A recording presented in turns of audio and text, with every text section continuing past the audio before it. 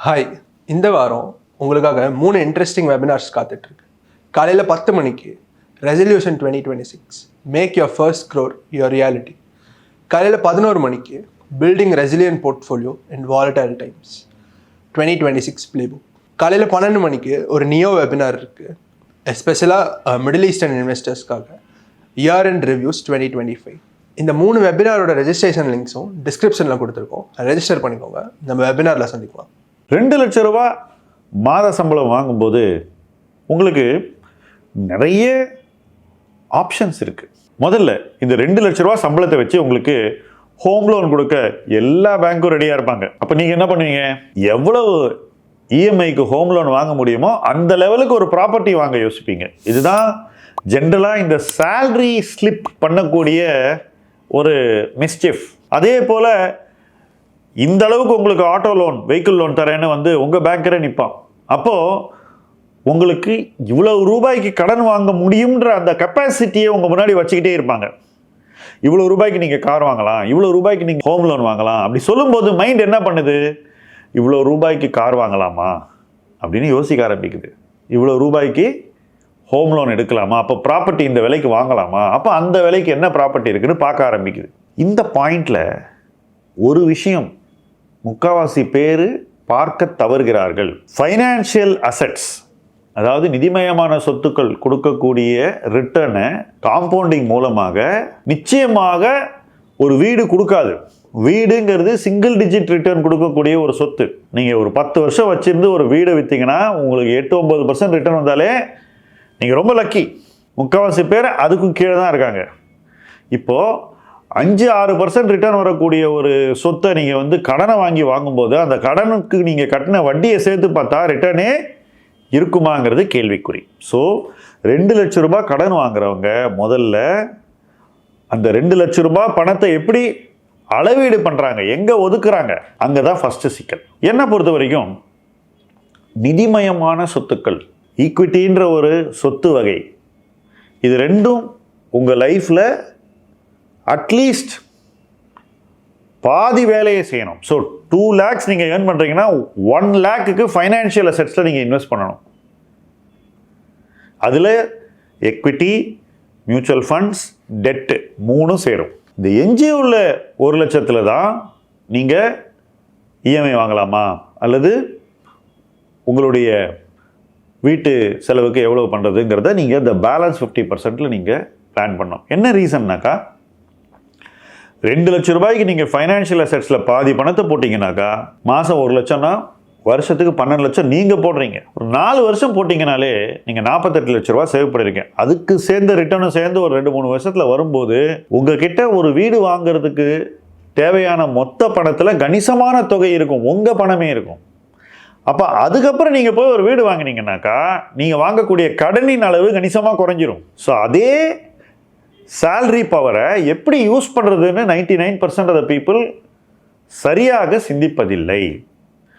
வங்கிகள் அவங்கள சிந்திக்க வைக்கிறதும் இல்லை, டெம்ப் பண்ணிக்கிட்டே இருக்காங்க கண்டினியூஸாக. இப்போ ஏதோ ஒரு பாயிண்டில் வீட்டில் சொல்லும்போது, அப்பா அம்மாட்ட சொல்லும்போது, ஃப்ரெண்ட்ஸ் கிட்ட சொல்லும்போது, இது ஏன் பண்ணக்கூடாது, அவங்க தான் கொடுக்குறான்ல வாங்கிக்க அப்படின்னு ஏதோ பேங்க் உங்களுக்கு ஃப்ரீயாக ஒரு விஷயத்தை கொடுக்குற மாதிரி எல்லாரும் உங்கள்கிட்ட பிரெயின் வாஷ் பண்ணுவாங்க. பேங்க் ஃப்ரீயாக ஒரு விஷயத்தை கொடுக்கல, உங்களுடைய வருங்கால வருமானத்தை நீங்கள் ஒதுக்க வேண்டிய சொத்துக்களில் ஒதுக்காமல் அவங்களுக்கு எந்த சொத்தில் நீங்கள் ஒதுக்கினா லாபம் இருக்கோ அந்த சொத்து பக்கம் உங்களை தள்ளுறாங்க. வேற ஒன்றும் கிடையாது. நான் வீடு வாங்குறதுக்கு எதிரி இல்லை, ஆனால் வீடை வாங்கும்போது உங்கள் சொந்த பணம் அதில் நிறைய இருந்துச்சுனாக்கா நீங்கள் அந்த வீட்டின் மொத்த காஸ்ட் ஆஃப் ஓனர்ஷிப்பில், அதாவது கடன் அடைத்து முடித்த நாளில் இருக்கக்கூடிய மொத்த செலவில் நீங்கள் கட்டக்கூடிய வட்டியின் அளவை நீங்கள் கணிசமாக குறைச்சிடணும். இதைத்தான் 2 லட்சம் சம்பளம் வாங்குறவங்க யோசிக்கணும். ஆனால் 2 லட்ச ரூபா சம்பளம் வாங்குறவங்களுடைய மைண்ட் செட்டில் என்ன தப்பு நடக்குதுங்கிறத இப்போ சொல்கிறேன். ஃபஸ்ட்டு காரையோ வீடியோ வாங்கினா எவ்வளோ மேக்ஸிமம் லோன் டியூரேஷன் கொடுக்குறாங்களோ அந்த டியூரேஷனுக்கு தான் கடனை எடுக்கிறீங்க. அப்படி எடுக்கும்போது நீங்கள் ஏன் அந்த டியூரேஷனை ப்ரிஃபர் பண்ணுறீங்கன்னாக்கா அப்போ தான் உங்கள் இஎம்ஐ எவ்வளோ குறைக்க முடியுமோ அவ்வளோ குறைக்க முடியும். ஸோ குறைஞ்ச இஎம்ஐயை பே பண்ணணும் அப்படின்ற ஒரு காரணத்துக்காக நீங்கள் லாங்கஸ்ட் டியூரேஷன் எடுக்கும்போது அதிக வட்டியை கட்டிடுறீங்க. அது காராக இருந்தாலும் சரி, பைக்காக இருந்தாலும் சரி, வீடாக இருந்தாலும் சரி. அப்போ 2 லட்ச ரூபா சம்பாதிச்சு அதன் அடிப்படையில் நீங்கள் அடைய வேண்டிய பொருளாதார பயன்களை நீங்களே விட்டு கொடுக்கிறீர்கள். இதுதான் நடக்குது. வேறஸ் நீங்கள் ஃபைனான்ஷியல் அசெட்டில் இன்வெஸ்ட் பண்ணி அதை காம்பவுண்ட் பண்ணி எவ்ரி 3-4 இயர்ஸ் ஒரு பணத்தை சேர்த்துக்கிட்டே இருந்தால் ஒன்றா நீங்கள் விரும்புகிற விஷயங்கள், அது காராக இருக்கலாம், பைக்காக இருக்கலாம், வீடாக இருக்கலாம், எல்லாத்தையுமே நீங்கள் வாங்க முடியும். வாங்கும்போது கடனின் அளவு குறைவாக இருக்கும். அதனால் நீங்கள் கட்டக்கூடிய தவணையின் அளவை நீங்கள் அதிகப்படுத்திக்கலாம், டியூரேஷனையும் குறைச்சிக்கலாம். அப்போ என்ன ஆகும்?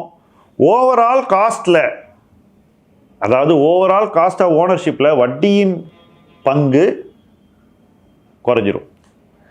இதை யார் நிறைய பண்ணுறாங்களோ, நல்லா பண்ணுறாங்களோ, அவங்க அந்த 2 லட்ச ரூபா சம்பாதிச்சனுடைய முழு பயன்களையும் அவங்க லைஃப்குள்ளே கொண்டு வந்துடுவாங்க. இங்கே தான் saving and investing in financial assets ரொம்ப முக்கியமாகுது.